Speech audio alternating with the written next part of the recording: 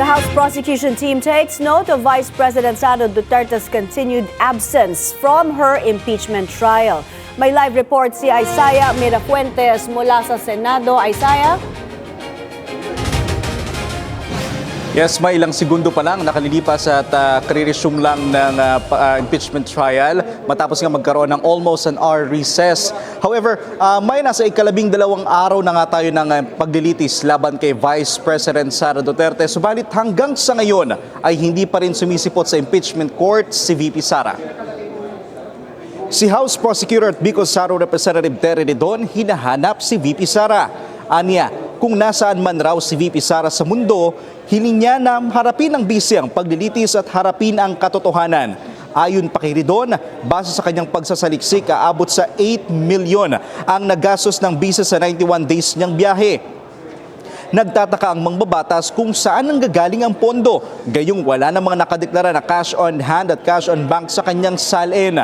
Samantala, kaugnay naman kay Mary Grace Piatos na umugong muli ang pangalan sa pagdinig kahapon, naniniwala si House Prosecutor at Manila Representative Joel Chua na hindi na siya kailangan pang ipresenta sa trial.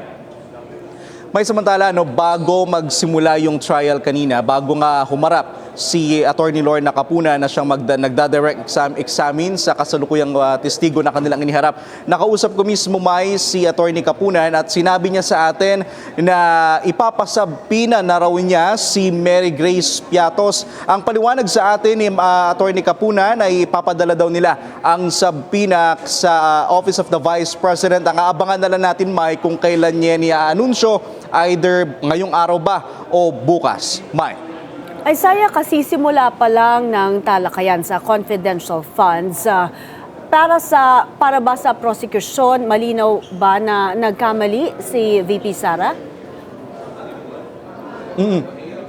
Yes, Mayor, ang sinasabi ng prosecution as of this time, na pangatlong witness pa nga lang yung nakaharap mula sa prosecution. Ang sinasabi nila sa atin, ang malinaw sa ngayon ay mali yung there's something wrong dun sa pagdideklara o pagdiliquidate kung saan ginamit itong confidential funds. Kung makikita nga natin kahapon, marami na namang mga pangalan ang mga lumabas. Kabilang na nga dyan yung Miko Harina, Mary Grace Piatos, at ayon mismo sa prosecution, nakausap ko rin kanina si House Trial Spokesperson Representative Adjong, ang sabi niya, sa mga susunod na paglilitis, marami pa raw na mga pangalan ang lalabas. So ibig sabihin, ang sinasabi nila, hindi pa ngayon makikita kung may pagkakamali sa pondo, pero this time, malinaw na may pagkakamali sa pagdiliquidate ng pondo na nakita rin ng taong bayan na pirmado ni VP Sara.